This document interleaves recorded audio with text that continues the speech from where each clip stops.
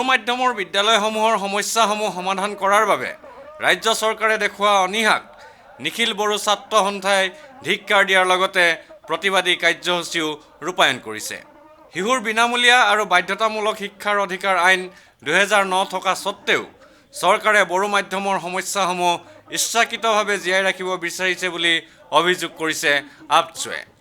সমস্যাসমূহৰ স্থায়ী সমাধানৰ দাবীত আপচুৱে গুৱাহাটীৰ দীঘলীপুখুৰী পাৰত 36 ঘণ্টীয়া অনশন ধৰ্মঘট কাৰ্যসূচী ৰূপায়ণ কৰিছে।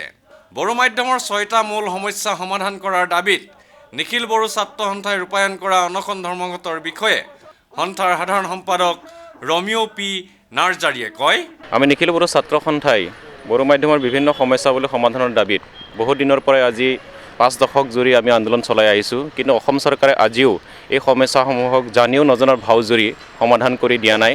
আৰু তাৰ কাৰণে নিখিল বড়ো ছাত্ৰ সন্থাই আজি বড়ো মাধ্যমৰ বিভিন্ন সমস্যাৱলী সমাধানৰ দাবীত আমি ইয়াতে 36 ঘণ্টীয়া অনশন ধৰ্মঘট কাৰ্যসূচী পালন কৰিছোঁ। আৰু এইটো আজি 5 ফেব্ৰুৱাৰী ৰাতিপুৱা 8 বজাৰ পৰা অহাকালি 6 ফেব্ৰুৱাৰী সন্ধিয়া 8 বজালৈকে এইটো চলিব। আৰু ইতিমধ্যে আমি গম পাইছিলোঁ যে গুৱাহাটীৰ প্ৰশাসনে আমাক ইয়াত 4 ঘণ্টাৰ কাৰণে তেখেতসকলে আমাক ইয়াত পাৰ্মিশ্যন দিছিলে। আৰু অনশন ধৰ্ণা কাৰ্যসূচী 4 ঘণ্টা যে হ'ব পাৰে, আমি নাভূত নাচৰত এটা কথা ইয়াত শুনিছোঁ। অনশন যদি 4 ঘণ্টাই যদি হয় তেতিয়াহ'লে এইটো ধৰ্মঘট কৰা নকৰাৰ কোনো মিনিং নাই। আমি সেইটো কাৰণে কৈছোঁ তেখেতসকলে যি কৰে কৰক, কিন্তু আমি ইয়াত 36 ঘণ্টাৰ কাৰণে আমি আহিছোঁ। 36 ঘণ্টা ইয়াতে আমি অনশন ধৰ্ম কাৰ্যসূচীত আমি ইয়াত পালন কৰিম।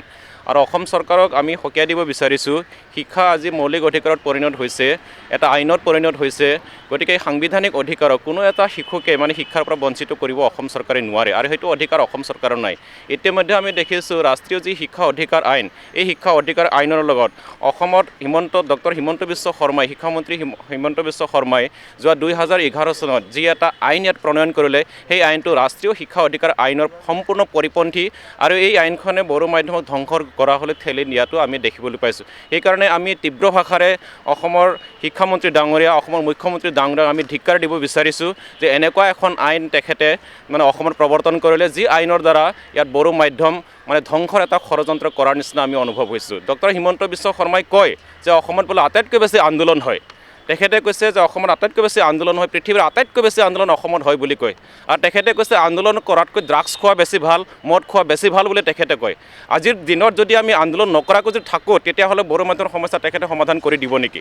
তো সিদিনাখন মহাত্মা গান্ধীয়ে আন্দোলন কৰি ব্ৰিটিছসকলক ভাৰতৰ পৰা খেদি দিলে, সেই সময়ত জাতিৰ পিতা মহাত্মা গান্ধীয়ে মদ খাই থাকিব লাগিলহেঁতেন নেকি? তো সেইটো কাৰণে ডক্টৰ হিমন্ত বিশ্ব শৰ্মাক আমি সকীয়াই দিছোঁ, তেখেতে যাতে এনেকুৱা তুলঙা মন্তব্য নিদি যে পলায়নবাদী এটা মনোভাৱ যাতে তেখেতে নলয়, আৰু অতি শীঘ্ৰে তেখেতে বড়ো মাধ্যমৰ বিভিন্ন সমস্যাৱলী সমাধানৰ কাৰণে তেখেতে ব্যৱস্থা লওক। আৰু নহ'লে অদূৰ ভৱিষ্যতে নিখিল বড়ো ছাত্ৰ সন্থা, বিভিন্ন অসমৰ জনগোষ্ঠীয় ছাত্ৰ সন্থা আৰু বিভিন্ন দল সংগঠনে আমি একেলগে তীব্ৰতৰ গণতান্ত্ৰিক আন্দোলনত আমি মনোনিৱেশ কৰিম। আমি তীব্ৰতৰ গণতান্ত্ৰিক আন্দোলন গঢ়ি তুলিম। আৰু এই আন্দোলনৰ পৰা উদ্ভৱ হ'ব পৰা যিকোনো অনাকাংক্ষিত আৰু যিকোনো এটা অপ্ৰীতিকৰ পৰিস্থিতিৰ কাৰণে কিন্তু অসম চৰকাৰে দায়ী হ'ব। ভিডিঅ' জাৰ্নেলিষ্ট সুশান্ত দাসৰ সৈতে অমৰদীপ গগৈ, চেণ্টিনেল নিউজ, গুৱাহাটী।